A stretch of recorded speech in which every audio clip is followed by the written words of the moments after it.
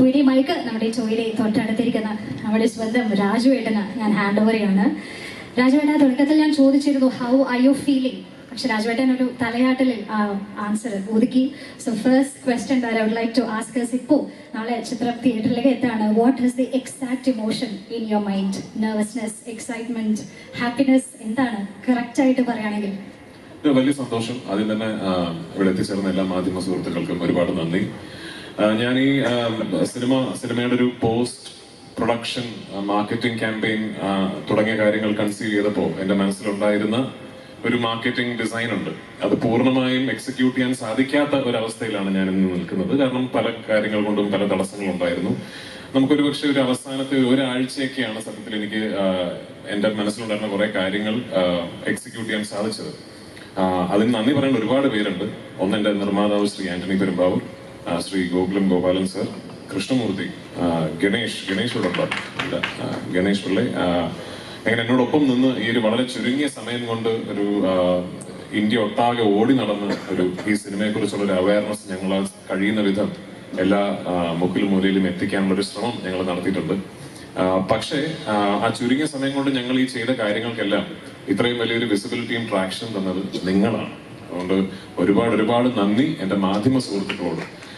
ഈ സിനിമയെ ഇത്ര വലിയൊരു ആഘോഷമാക്കി മാറ്റി ഇതൊരു ഇൻഡസ്ട്രിയുടെ തന്നെ ഒരു മൈൽ സ്റ്റോൺ എന്ന രീതിയിൽ അതിനെ കണ്ട് ആ സിനിമയെ കുറിച്ച് എന്നും സംസാരിക്കുകയും ആ സിനിമയുടെ ചർച്ചകൾ എന്നും സജീവമായി നിർത്തുകയും ചെയ്ത എല്ലാ മാധ്യമ സുഹൃത്തുക്കൾക്കും ഒരുപാട് നന്ദി. നിങ്ങളില്ലായിരുന്നുവെങ്കിൽ ഇന്നിപ്പോ ഇതുപോലെ ഇന്ത്യയിൽ എല്ലാ സ്ഥലത്തും ലോകമെമ്പാടും സിനിമാ പ്രേമികൾ ചർച്ച ചെയ്യുന്ന ഒരു സിനിമ റിലീസായി ഇത് മാറില്ലായിരുന്നു. ഒരു ചെറിയ സിനിമയാണ്. പിന്നെ എനിക്കിതിപ്പോ സത്യത്തിൽ എല്ലാ സംസ്ഥാനങ്ങളിലും പോയി അവിടെയൊക്കെ വാചാലമായി ഈ സിനിമയെ കുറിച്ചും സിനിമയുടെ കൺസെപ്ഷനെ കുറിച്ചും ഒക്കെ സംസാരിച്ചിട്ട് തിരിച്ച് വീട്ടിൽ വന്നിട്ട് നിങ്ങളോടൊന്നും പറയാനില്ലാത്തൊരവസ്ഥയാണ്. നന്ദി പറയാനാണെങ്കിൽ ഒരുപാട് പേരോട് നന്ദി പറയാനുണ്ട്. ഞാൻ വെറും എന്റെ 3ാമത്തെ സിനിമ മാത്രം ചെയ്ത് അതിന്റെ റിലീസ് കാത്തു നിൽക്കുന്ന, ഇപ്പോഴും നമ്മുടെ തലതൊട്ടപ്പന്മാരുടെ മുന്നിൽ ഒരു പുതിയ സംവിധായകനാണ്. ഇപ്പോഴും ഒരു മലയാള സിനിമയിലെ ഏറ്റവും ജൂനിയർ മോസ്റ്റ് ഡയറക്ടേഴ്സിൽ ഒരാളാണ് ഞാൻ.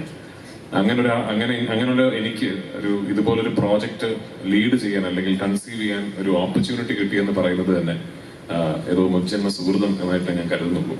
അതിന് ഞാൻ ആദ്യം നന്ദി പറയേണ്ടത് മുരളി ഗോപിയോടാണ്. എന്റെ ബ്രദർ, എന്റെ റൈറ്റർ, മൈ കോ ക്രിയേറ്റർ. ഞാൻ സംവിധായകനാകാൻ കാരണം ശ്രീ മുരളി ഗോപിയാണ്. അദ്ദേഹമാണ് എന്നോട് ഒരു കഥ പറഞ്ഞിട്ട് ഇത് രാജു സംവിധാനം ചെയ്യുന്നോ എന്ന് ചോദിക്കുന്നത്. ആ ചോദ്യത്തിലാണ് ലൂസിഫർ സംഭവിക്കുന്നത്. അവിടെ നിന്ന് എന്നിലെ സംവിധായകനിൽ വിശ്വാസം അർപ്പിച്ച് ഓരോ പ്രാവശ്യവും അദ്ദേഹം എഴുതുന്ന വാക്കിന് ഞാൻ കൊടുക്കുന്ന കൺസെപ്ഷണൽ കോൺഫിഡൻസ് കാണിച്ച് എന്നെ ഇന്ന് ഒരു മലയാള സിനിമയിലെ ഏറ്റവും വലിയൊരു സിനിമ കൺസീവ് ചെയ്യാൻ ഒരു ഓപ്പർച്യൂണിറ്റി കിട്ടിയ ഒരു സംവിധായകനായി മാറിയതിൽ മുരളിയുടെ പങ്ക് വളരെ വലുതാണ്. 2, ശ്രീ ആന്റണി പെരുമ്പാവൂർ. ഞാൻ ഇതിനു മുമ്പ് പറഞ്ഞിട്ടുണ്ട്, സിനിമയെ കുറിച്ച് സ്വപ്നം കാണുമ്പോൾ എന്നോളം വട്ടുള്ള മറ്റൊരാൾ ഇല്ല എന്ന കോൺഫിഡൻസ് ഉണ്ടായിരുന്നു എനിക്ക്. ആ കോൺഫിഡൻസ് തകർത്തുന്നത് ശ്രീ ആന്റണി പെരുമ്പാവൂരാണ്. എന്നേക്കാൾ വട്ടനാണ്.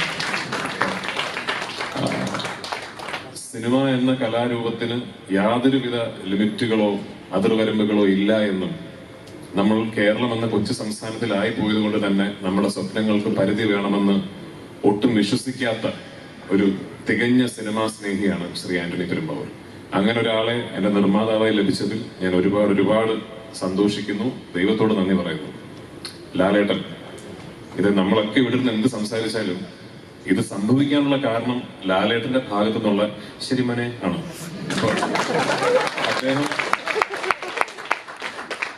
അദ്ദേഹം എന്റെ അടുത്ത് നമ്മൾ ഈ സിനിമ ചെയ്യുന്നു എന്ന് പറയുന്നിടത്താണ് ലൂസിഫർ സംഭവിക്കുന്നതും. ലൂസിഫറിന്റെ 2ാം ഭാഗം ആയ എമ്പുരാൻ മുരളിയും ഞാനും കൂടി കൺസീവ് ചെയ്തതിനു ശേഷം സത്യത്തിൽ ഞങ്ങൾ തമ്മിലുള്ള ആദ്യത്തെ ഡിസ്കഷൻ ഇത് നടക്കില്ല കേട്ടോ ആയിരുന്നു.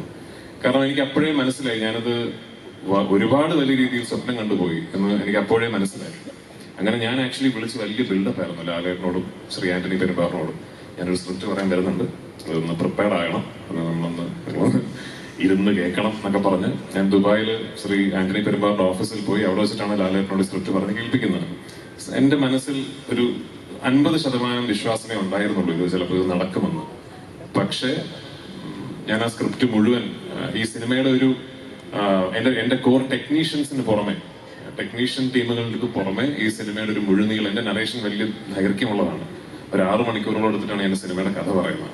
ആ ഒരു 6 മണിക്കൂർ ദൈർഘ്യമുള്ള നറേഷൻ കേട്ട രണ്ട് വ്യക്തികൾ ലാലേട്ടനും ശ്രീ ആന്റണി പെരുമ്പാവൂരുമാണ്. അപ്പൊ ഞാൻ ആ ഫുൾ നറേഷൻ കഴിഞ്ഞപ്പോഴും ലാലേട്ടൻ ശരി മോനെ എന്നാണ് പറഞ്ഞത്. അപ്പൊ അവിടെയാണ് ഈ സിനിമ ഓണാവുന്നത്.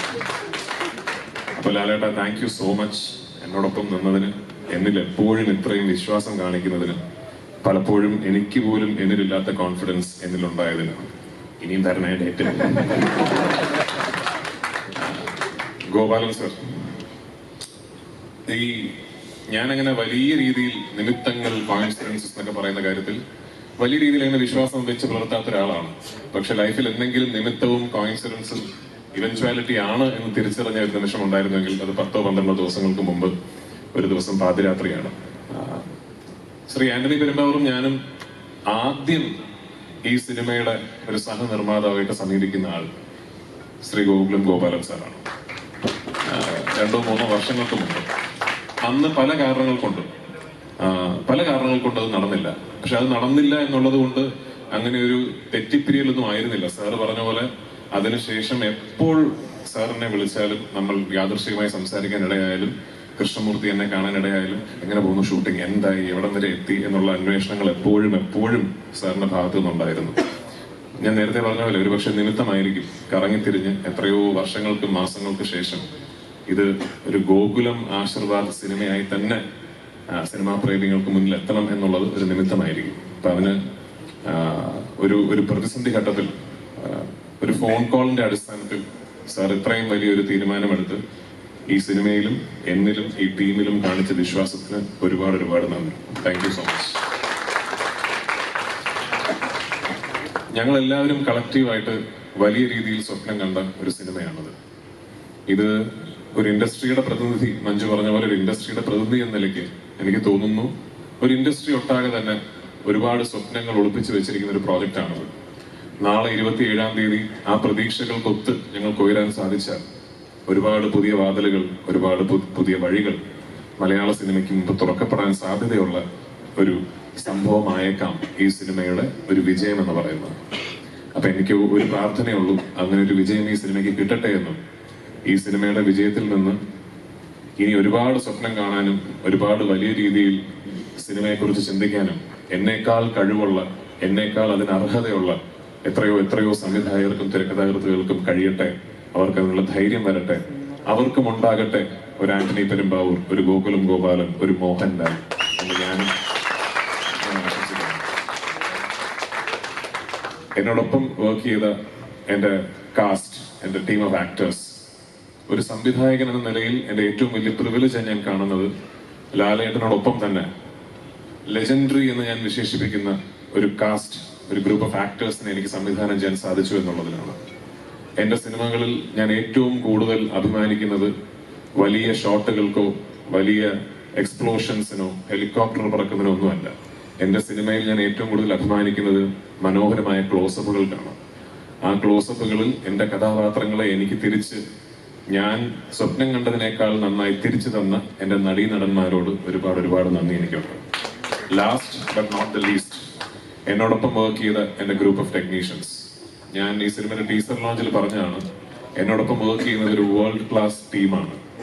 ലോകത്തിലെ ഏത് ഭാഗത്ത് പോയി ഏത് ഇൻഡസ്ട്രിയിൽ നിന്നുകൊണ്ട് എത്ര വലിയ സിനിമയും കൺസീവ് ചെയ്യാൻ മാത്രം സ്കില്ലും കഴിവും ടെമ്പർമെന്റും ഉള്ള ഒരു ടീം എന്നോടൊപ്പം ഉണ്ട്.